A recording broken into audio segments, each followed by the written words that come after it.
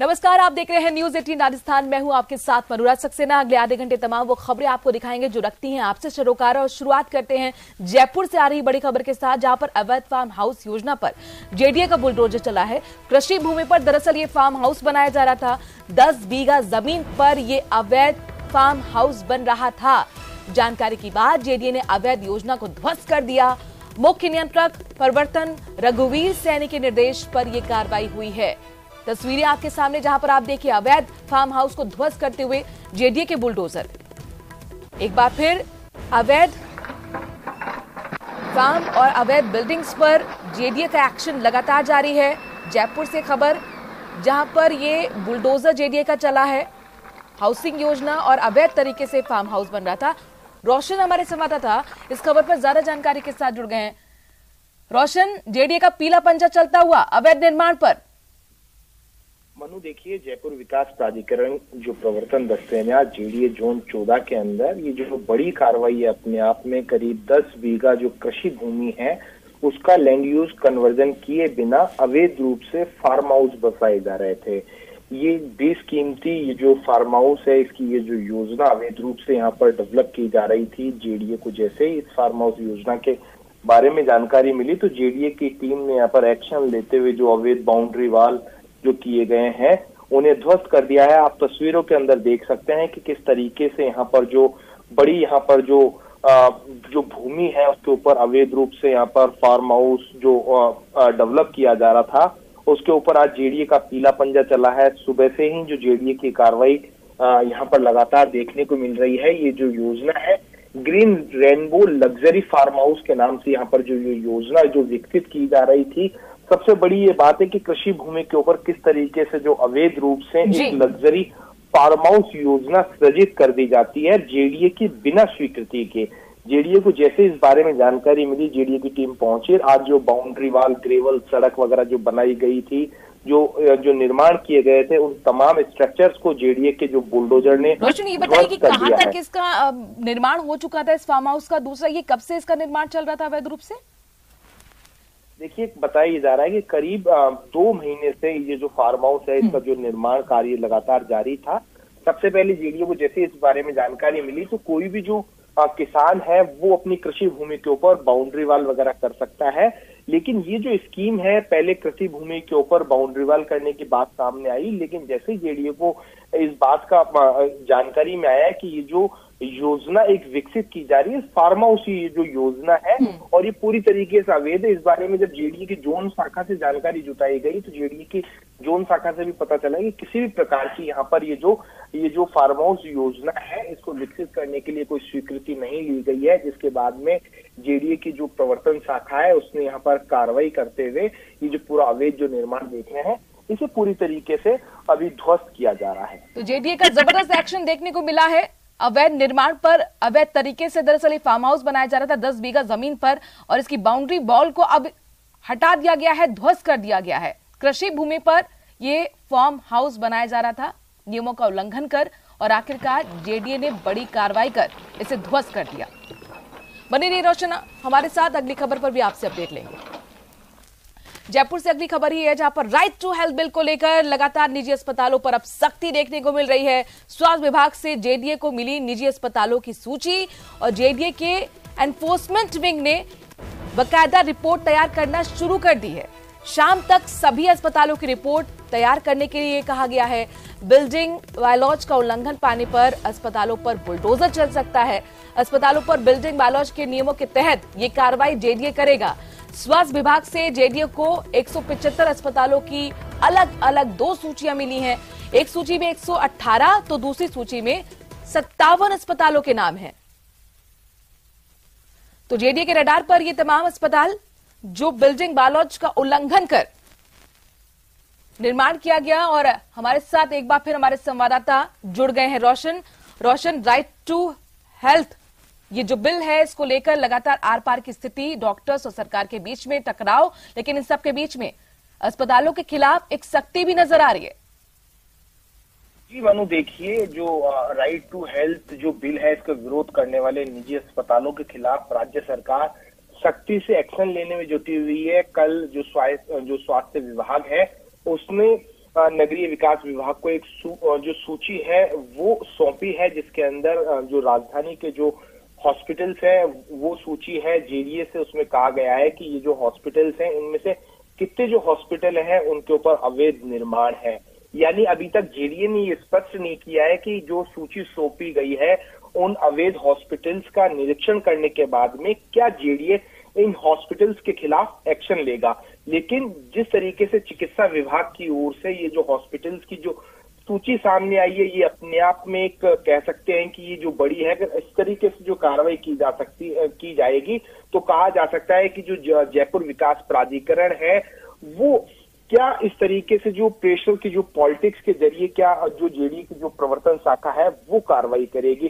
क्योंकि अभी तक जिस तरीके से राइट टू जो हेल्थ जो बिल है इसका विरोध डॉक्टर्स कर रहे हैं, अभी तक जो चिकित्सा विभाग ने इन डॉक्टर्स के खिलाफ कोई भी सख्त एक्शन नहीं लिया है। लेकिन जिस तरीके से जो सूची सामने आई है उसके बाद में कई बड़े सवाल ये खड़े होते हैं कि क्या सरकार है जो चिकित्सा विभाग है, क्या जयपुर विकास प्राधिकरण के जरिए ऐसे हॉस्पिटल्स हैं, ऐसे जो चिकित्सक हैं उनके खिलाफ एक्शन लेगी, क्या सख्ती से उनके खिलाफ इस तरीके से एक्शन लिए जाएंगे, क्या उनके जो हॉस्पिटल्स हैं उनमें जो अवैध निर्माण है क्या उनके ऊपर कार्रवाई देखने को मिलेगी। मनु, शुक्रिया रोशन, तमाम जानकारी हम तक पहुंचाने के लिए। नजर बनाए रखिएगा, आगे आपसे अपडेट लेते रहेंगे। दरअसल इस खबर के मायने इसलिए अहम हो जाते हैं क्योंकि राइट टू हेल्थ बिल को लेकर एक टकराव सरकार के बीच में और निजी चिकित्सकों के बीच में बना हुआ है। अब निजी अस्पताल रडार पर आ गए हैं जेडीए के। बढ़ते हैं आगे, बड़ी खबर श्रीगंगानगर से आ रही है जहां पर 10 साल के मासूम पर कुत्तों ने हमला कर दिया। मासूम को कुत्तों ने जगह जगह पर नोचा है। मासूम के शरीर पर करीब 17 जगह चोट के निशान लगे हैं। लोगों ने नगर परिषद के प्रति गुस्सा जताया। श्रीगंगानगर के वार्ड 48 के अग्रसेन नगर का ये मामला, जहां पर आवारा कुत्तों का आतंक देखने को मिला। पहले ही यहां पर आम लोग परेशान थे और अब कुत्तों ने एक बच्चे को अपना शिकार बनाया, उसे जगह जगह नोचा है। दर्दनाक ये खबर, हैरान कर देने वाली और खौफनाक ये खबर, मासूम पर कुत्तों का हमला। श्रीगंगानगर के वार्ड 48 के अग्रसेन नगर का ये मामला है जहां पर आवारा कुत्तों के आतंक से आमजन तो परेशान थे ही, अब इन कुत्तों ने बच्चे को अपना शिकार बनाया है। अशोक हमारे संवाददाता श्रीगंगानगर से जुड़ गए हैं। अशोक, आपसे जानना चाहेंगे, सबसे पहले तो ये बताइए उस बच्चे की स्थिति अभी कैसी है?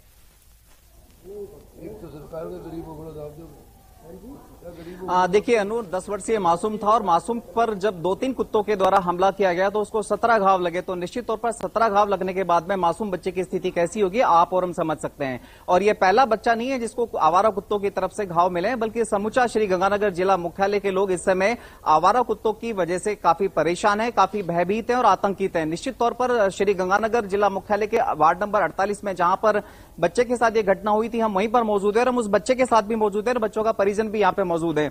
हम इन लोगों से भी बात करने का प्रयास करेंगे कि आखिर क्यों आवारा कुत्तों पर लगाम नहीं कस पा रही है। हमारे साथ यहाँ के स्थानीय पार्षद भी मौजूद है और स्थानीय लोग भी मौजूद है। सबसे पहले हम उस बच्चे की आपको तस्वीरें दिखाएं तो देखिए इस बच्चे को काफी घाव लगे हैं और घाव लगने की वजह से ये बच्चा काफी जख्मी भी हो चुका है। हालांकि इसको अभी फर्स्ट एड दी जा चुकी है और साथ ही साथ अब इस में श्रीगंगानगर वासी काफी परेशान हो रहे। घावों से अंदाजा लगाया जा सकता है। आप ये बताएं कि कैसे हुआ ये हादसा, क्या वजह रही? वजह सर जी, मैं काम कर रहा था, एकदम आए कुत्ते हमला करके बच्चे पे। अच्छा, जे कोई ना होता, कोई बहन भाई ना आता तो इस बच्चे को मार देना था कुत्तों ने। 4 कुत्ते थे, इसको अच्छे से कर रखा था, धोनी पकड़ी। मेरे बच्चे का नुकसान बहुत तगड़ा पड़ा है। बिल्कुल तगड़ा नुकसान हो रहा है। इलाज वगैरह शुरू कर दिया है आपने? हाँ जी। अच्छा, आप ये बताएं कि क्या हालात है इस समय शहर में आवारा कुत्तों को लेकर? पूरे शहर में आवारा कुत्तों की बहुत बुरी हालत है और आमजन इतना परेशान है कि इस पे कोई ना कोई सरकार को एक्शन लेना पड़ेगा। क्यों हम हाथ नहीं लगा सकते कुत्तों को? अगर थोड़ा सा भी उसको लाठी दिखा दी तो पुलिस प्रशासन जो है हमें पकड़ लेगा। हमारे साथ देखिए अनु, यहाँ के स्थानीय पार्षद ओमी मित्तल भी मौजूद है। मित्तल साहब, लोग कहाँ जाएं?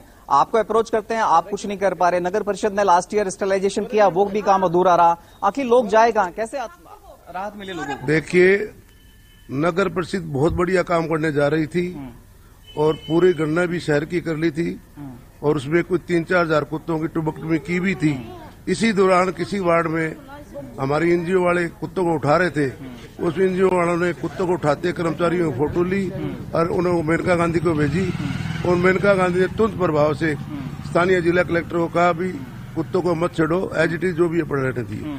अब करे क्या, और कुत्ते के लाठी भी मार देते हैं। आज आदमी के लाठी मार दे तो मुकदमा नहीं होता है, कुत्ते के लाठी मार देते तो मुकदमा हो जाएगा। नहीं, तो इसकी फिर सॉल्यूशन क्या है साहब? लोगों को कैसे राहत मिलेगी? ऐसे तो बच्चे जख्मी होते रहेंगे। देखो, ये हालांकि मैं कांग्रेस सरकार का ही आदमी हूँ, और ये स्कीम ऐसी है जिसमें तो अगर पूरा शहर इजिटेशन करेगा तभी राहत मिलेगी। बिल्कुल रोशन, बहुत बड़ा सवाल है कि आखिरकार नगर परिषद जो आवारा कुत्ते हैं उन पर लगाम लगाने में कामयाब क्यों नहीं हो पा रहा। दहशत का माहौल पूरे इलाके में बना हुआ है। शुक्रिया तमाम जानकारी हम तक पहुंचाने के लिए।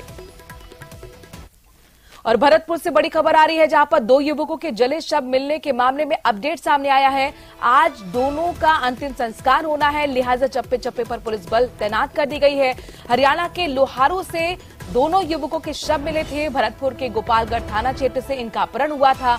इस वक्त की बड़ी खबर, दोनों का आज अंतिम संस्कार होना है, लिहाजा विशेष समुदाय से मामला जुड़ा हुआ। ऐसे में पुलिस भी बेहद सख्ती बरतती हुई और पैनी नजर सुरक्षा व्यवस्था पर।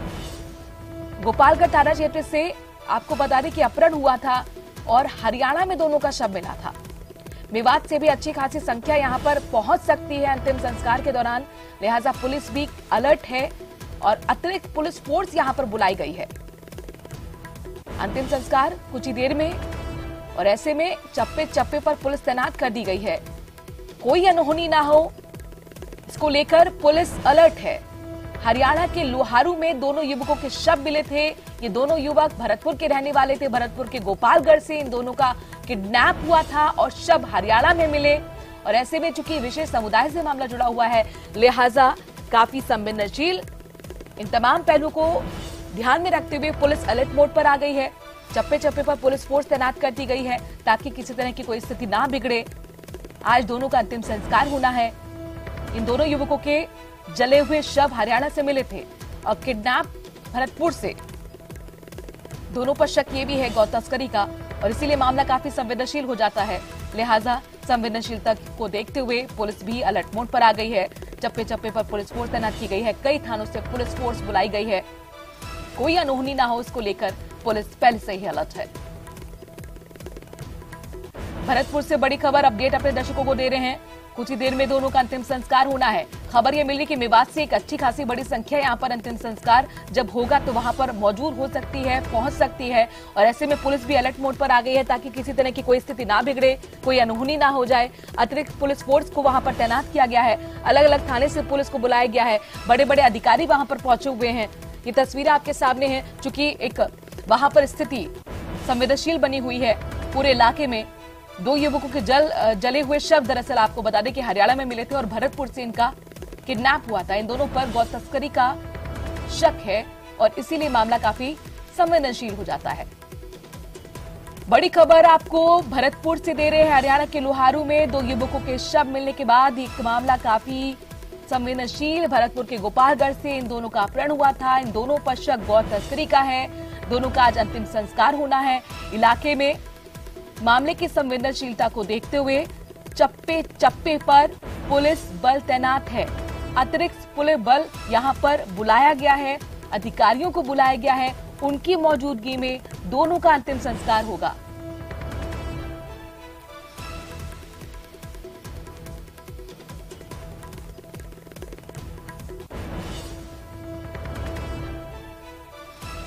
हालांकि पुलिस ये भी कह रही है कि किडनैपर्स तक जल्द ही पहुंचा जाएगा, पूरे मामले का खुलासा भी किया जाएगा।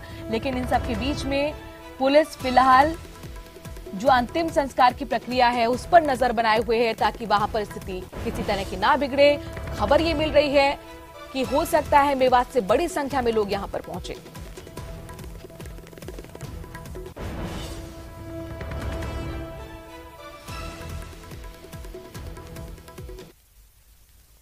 और अब आपको कोटा लिए चलते हैं। बड़ी खबर है जेडीबी कॉलेज से, जहां पर छात्राओं का धरना लगातार जारी है। सड़क किनारे रात भर ये छात्राएं धरना देती रही। कल से भूख हड़ताल पर धरने पर ये छात्राएं बैठी हुई हैं। धरने पर बैठी एक छात्रा की तबीयत बिगड़ने की भी जानकारी मिल रही है। आनन फानन में पुलिस वाहन से उसे अस्पताल पहुंचाया गया। लिखित आश्वासन की मांग को लेकर दरअसल ये छात्राएं अड़ी हुई हैं। पुलिस और कॉलेज प्रशासन ने छात्राओं से रात को समझाइश भी की। सीसीटीवी कैमरे, ई-मेल समेत 6 सूत्री मांगों को लेकर गुस्सा ये छात्राएं जता रही हैं। नयापुरा थाना पुलिस का जाब्ता भी मौके पर तैनात किया गया है।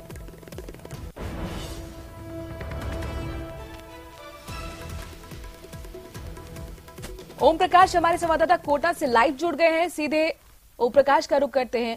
ओम प्रकाश, ये 4 छात्राएं जिनकी तस्वीर लगातार हम कल से दिखा रहे हैं भूख हड़ताल पर, एक की तबीयत भी बिगड़ गई है, उसकी ऐसी कैसी स्थिति है और क्या अभी बात बनती आप लोग को दिख रही है कॉलेज प्रशासन और छात्राओं के बीच में?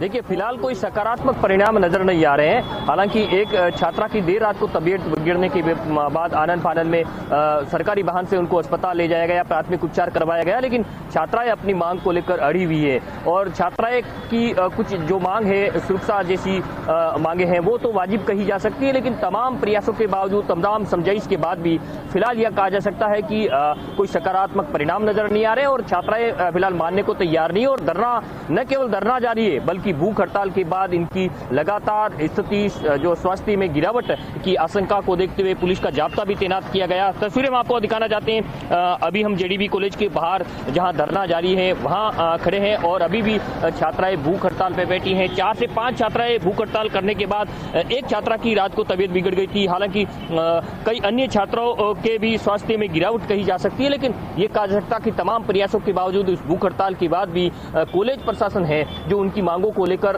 कोई गंभीर नजर नहीं आ रहा और यही कारण है कि इन छात्राओं में जो है आक्रोश व्याप्त है। 6 सूत्री मांग को लेकर ये छात्राएं लगातार धरना दे रही है और कल से इन छात्राओं ने भूख हड़ताल कर दी थी। शिवानी दुबे जो छात्र संघ अध्यक्ष है, उनके नेतृत्व में धरना दिया जा रहा है। और कुछ छात्राओं से बातचीत करने का प्रयास करते हैं और जानते हैं तबीयत बिगड़ने के बाद एक छात्रा को अस्पताल भी ले जाया गया। अब क्या है आपकी मांगों के लिए कोई विशेष बातचीत हुई है? प्रिंसिपल सर का और प्रशासन का कुछ भी कहना नहीं है, ना तो हमारी बात सुन रहे हैं। ऐसा लग रहा है कि वो हमें एक तरीके से इग्नोर ही कर रहे हैं। हमारी बात तो सुनी जा नहीं रही है। कल रात को भी हमारी एक साथी है जो भूख हड़ताल पे बैठी है, उसकी तबीयत खराब हुई कल रात को, किसी का कोई जवाब नहीं है, उसको अस्पताल ले जाएगा। तो अब भूख हड़ताल पे बैठे हैं, तबीयत भी बिगड़ने की आशंका पूरी बनी हुई है, तो क्या रहेगा आगे?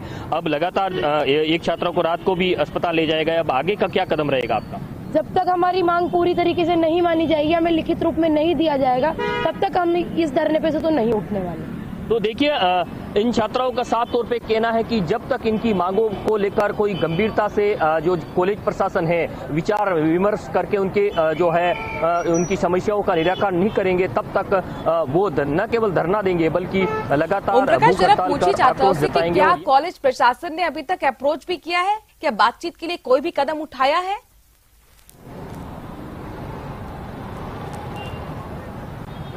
देखिए, हम जानना चाहते हैं कॉलेज प्रशासन ने आपकी क्या बात हुई अब तक? आपको क्या लगता है अभी तक कॉलेज प्रशासन आपकी बातों को गंभीरता से ध्यान क्यों नहीं दे रहे हैं? कॉलेज प्रशासन से कल सर आते हैं, सर आके बोलते हैं हमें कि तुम्हारी मांगे मान ली गई है, तुम्हारी सारी मांगे पूरी हो जाएंगी। तो हमने बोला कि लिखित रूप में दीजिए ना सर, तो वो साफ मना करते हैं कि लिख के कुछ भी नहीं मिलता है यहाँ पे, कि लिख के हम नहीं दे सकते, जितनी मेरी औकात है उतना ही मैं दूंगा, उससे ज्यादा मैं नहीं कर सकता। और उन्होंने हमें लिखित रूप में देने से साफ मना कर दिया।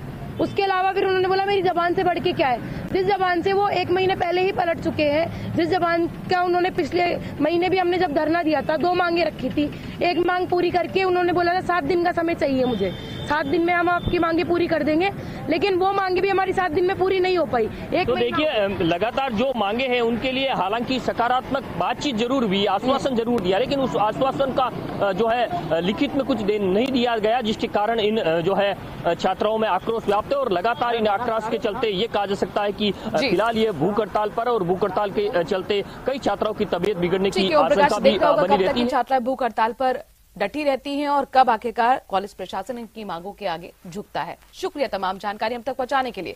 भरतपुर से बड़ी खबर आ रही है, जहां पर 2 युवकों के जले शव मिलने के मामले में अपडेट ये है कि आज दोनों का सुपुर्द खाक किया जाएगा। चप्पे चप्पे पर पुलिस बल की तैनाती।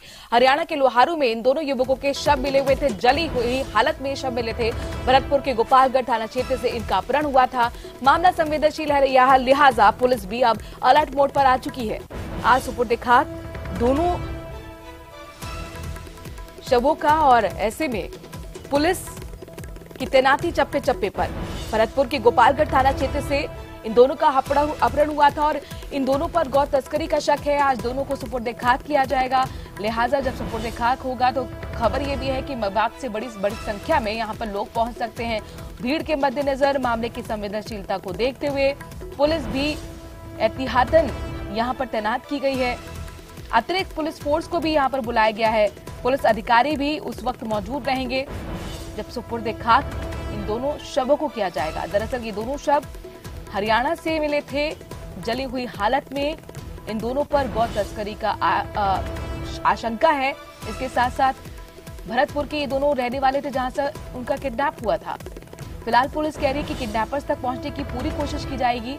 मामले को भी जल्द से जल्द उसका खुलासा किया जाएगा। लेकिन अभी जो प्रायोरिटी है पुलिस की वो ये है कि यहाँ स्थिति ना बिगड़ पाए, लिहाजा पुलिस फोर्स यहाँ पर तैनात कर दी गई है। दीपक हमारे संवाददाता इस खबर पर ताजा अपडेट के साथ जुड़ गए हैं। दीपक, ये बताइए सुपुर्द खाक कितने बजे होना है, अभी क्या स्थिति आपको नजर आ रही है, सुरक्षा व्यवस्था के क्या बंदोबस्त है वहां पर?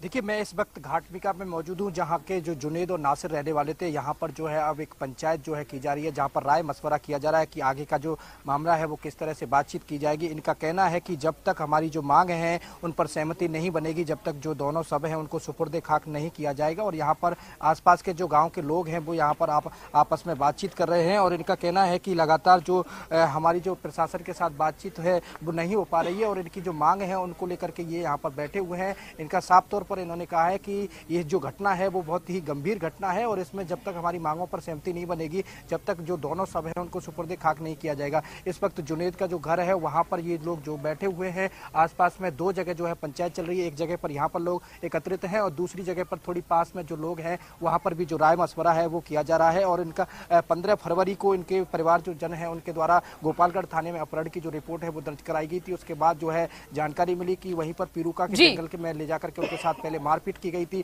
और फिर आरोप है। चलिए, बहुत बहुत शुक्रिया दीपक, तमाम जानकारी हम तक पहुंचाने के लिए। नजर बनाए रखी है तो वहां पर पंचायत हो रही है मुस्लिम समुदाय की और उनका कहना है कि सुपुर्द खाक की प्रक्रिया तब तक शुरू नहीं होगी जब तक प्रशासन हमारी मांगों को नहीं मानता। तो एक तरीके से तनाव की स्थिति यहां पर बनी हुई है। एक छोटे से ब्रेक के लिए यहां पर रुक रहे हैं, जल्द हाजिर होते हैं कुछ और खबरों के साथ। लेकिन उससे पहले बड़ी खबर आपको दिखा देते हैं। बड़ी खबर भरतपुर से, जहां पर बजरी माफिया के हौसले बुलंद नजर आ रहे हैं। बजरी माफिया ने पुलिस पर फायरिंग की है। नाकाबंदी के दौरान पुलिस पर फायरिंग हुई। पुलिस पर 10 राउंड फायरिंग किए गए। पुलिस ने बजरी माफिया को रोकने की दरअसल कोशिश की थी। नाकाबंदी तोड़कर बजरी को फैलाकर ये माफिया भाग निकले।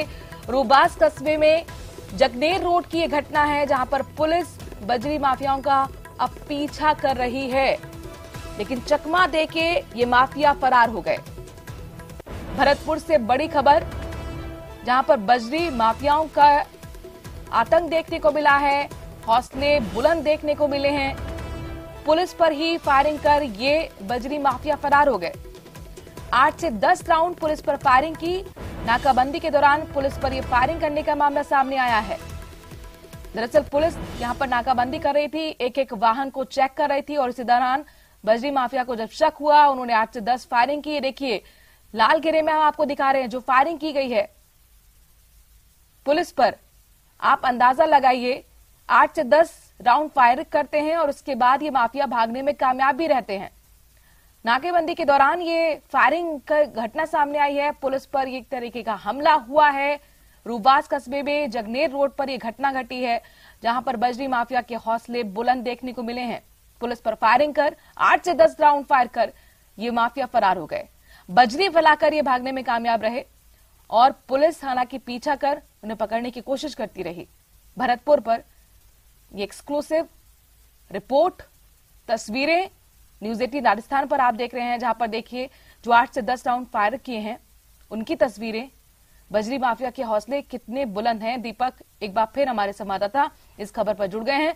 दीपक, ये जो तस्वीरें हैं ये पोल खोल रही हैं पुलिस की कि आखिरकार जो पुलिस का इस्तकबाल होना चाहिए, जो खौफ डर होना चाहिए, वो बदमाशों में, बजरी माफियाओं में नजर नहीं आ रहा।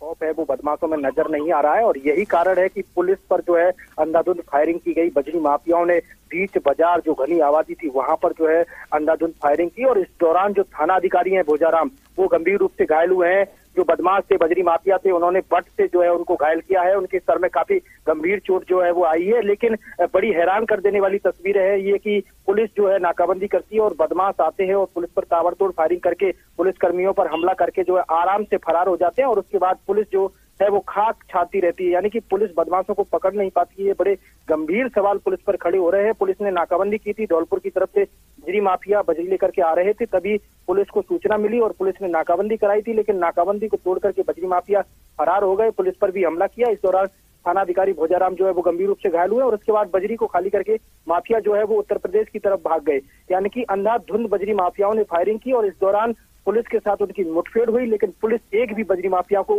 पकड़ नहीं सकी। और ये तस्वीर है पुलिस की विफलता की कि आखिर बदमाशों के सामने किस तरह से पुलिस जो है वो नतमस्तक नजर आ रही है। जी बिल्कुल, एक तरीके का पुलिस का सरेंडर इसे कहा जा सकता है। लेकिन जब पहले से इनपुट पुलिस के पास मिल गया था तो आखिरकार नाकेबंदी के दौरान उतनी व्यवस्था सुरक्षा की क्यों नहीं की गई?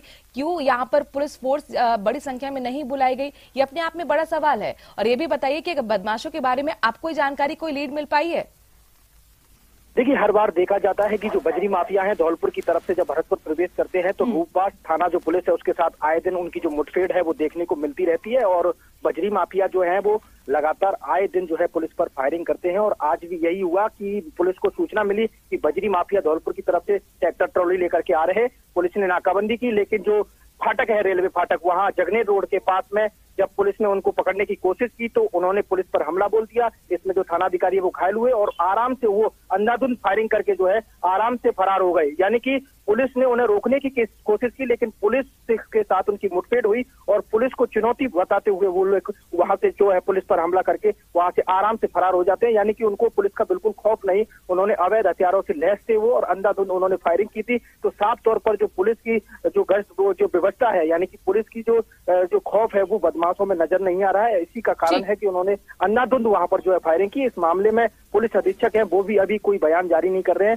वो भी जो है पूरे मामले में लीपापोती कर रहे हैं। तो ऐसे में उनको कड़ी कार्रवाई करनी होगी, तभी जाकर के ये जो बजरी माफिया है उनके जो चलिए, बहुत शुक्रिया दीपक तमाम जानकारी हम तक पहुंचाने के लिए।